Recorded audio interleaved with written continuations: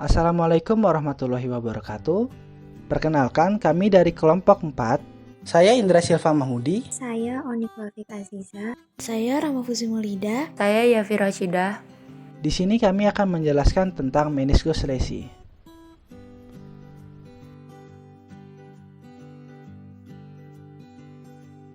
Jadi, meniskus ialah jaringan fibrokartilago yang terbentuk dari gabungan antara serabut-serabut kolagen dengan sel dan matriks ekstraseluler.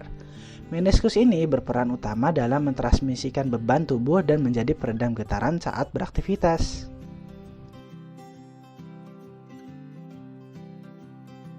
Lesi pada meniskus ini bisa terjadi jika seseorang melakukan gerakan berputar atau gerakan fleksi pada knee yang berlebihan. Lesi meniskus ini lebih banyak ditemukan kasusnya pada bagian medial meniskus. Hal ini dikarenakan mobilitas meniskus medial yang lebih kecil dibandingkan sisi lateral, karena berhubungan dengan MCL atau medial collateral ligament. Problematik fisioterapi. Untuk problematik fisioterapinya, di sini ada yang pertama yaitu reaksi inflamasi. Reaksi inflamasi ini dapat berupa rubor, tumor, kolor, dan dolor. Rubor atau kemerahan.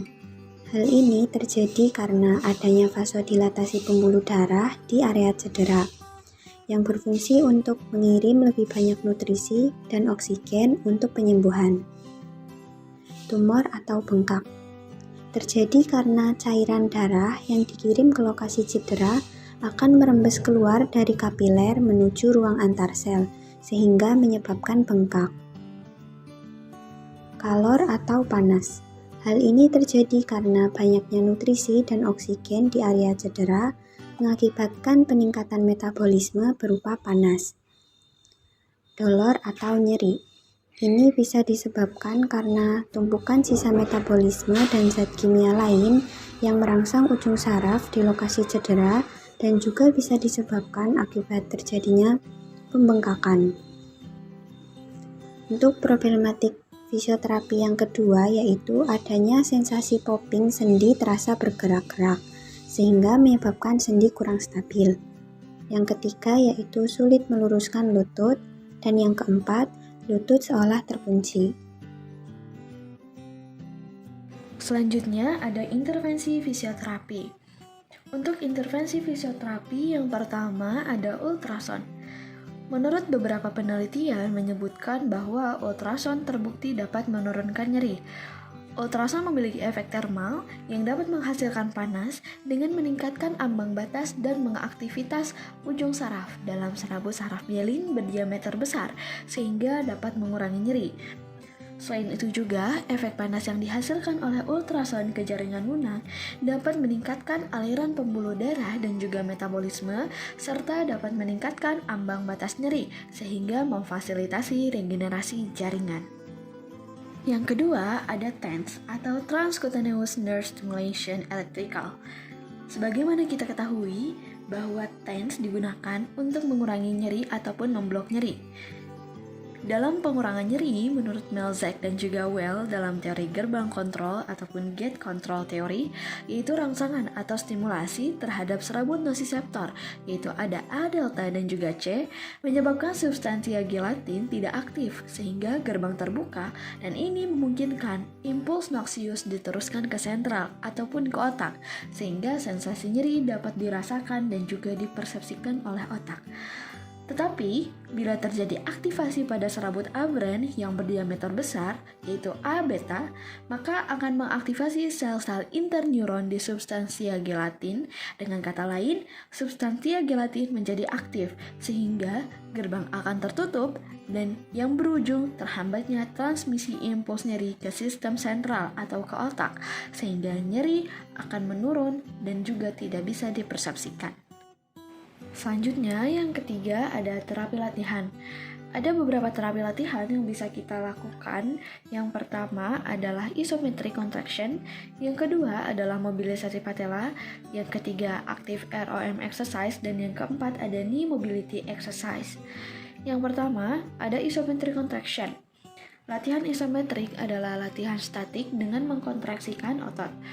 Latihan isometrik dapat digunakan untuk meminimalkan atrofi otot ketika suatu sendi tidak bisa bekerja secara maksimal ataupun tidak bisa dilakukan secara maksimal, atau dengan kata lain, adanya keterbatasan lingkup gerak sendi. Dalam kasus meniskus lesi ini, kita bisa melakukan isometrik kontraksi pada otot quadriceps. Posisikan pasien duduk long sitting dengan punggung disanggah ataupun bersandar pada tembok. Lalu, tempatkan handuk di bawah knee, kemudian minta pasien untuk menekan handuk tersebut dengan knee-nya ataupun lutut, sehingga ketika kita meraba, bagian depan paha akan terasa keras. Itu menandakan bahwa otot quadriceps telah berkontraksi.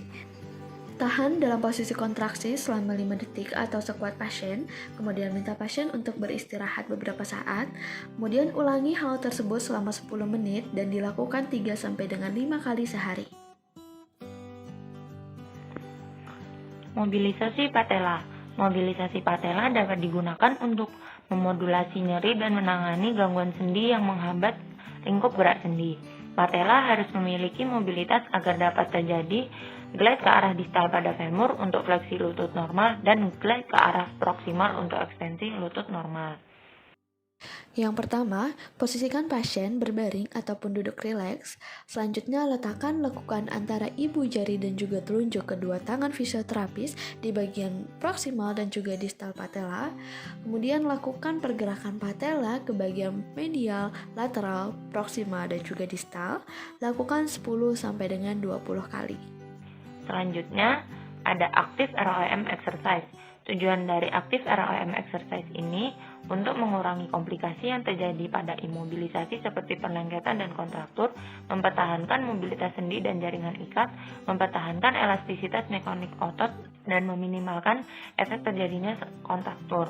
Selanjutnya, untuk membantu dinamika sirkulasi dan vaskular, meningkatkan gerak sinovial untuk nutrisi kartilago dan difusi bahan-bahan di dalam sendi, memberikan umpan balik sensoris dari otot yang berkontraksi, memberikan stimulus untuk integritas tulang dan jaringan sendi. Untuk gerakan active ROM exercise, yang pertama ada standing calf stretch. Posisikan pasien menghadap ke dinding dengan kedua tangan menempel atau berpegangan di dinding. Kemudian posisikan kaki sesuai yang terlihat di video, satu kaki tetap di belakang untuk tetap menyeimbangkan tubuh. Kemudian majukan tubuh secara perlahan sampai terasa terstretch atau teregang otot calf. Tahan selama 30-60 detik, kemudian lakukan ke kaki yang lainnya. Yang kedua ada straight leg raise. Posisikan pasien berbaring terlentang, kemudian tekuk satu lutut dan lutut lainnya tetap lurus. Lutut yang lurus diangkat dengan ketinggian kurang lebih 60 derajat. Gerakan ini dapat diulangi 10-15 kali sebanyak 3 set. Yang ketiga ada hamstring stretch. Posisikan pasien duduk long sitting, kemudian minta pasien untuk menjangkau jari-jari kakinya. Tahan selama 30 detik, kemudian rasakan efeknya pada bagian punggung bawah dan juga di belakang kaki. Lakukan gerakan itu selama 2-3 kali.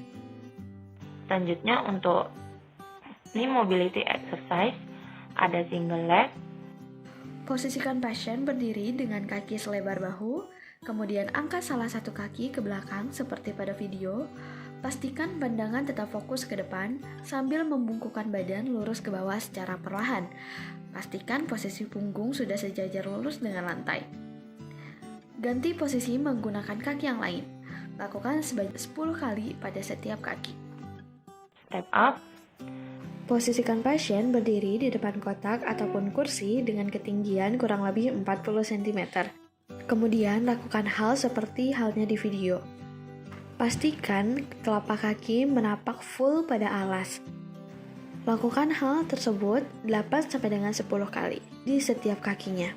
Selanjutnya ada wall squat with ball. Posisikan pasien berdiri dengan bersandar pada dinding dan kaki dibuka selebar bahu.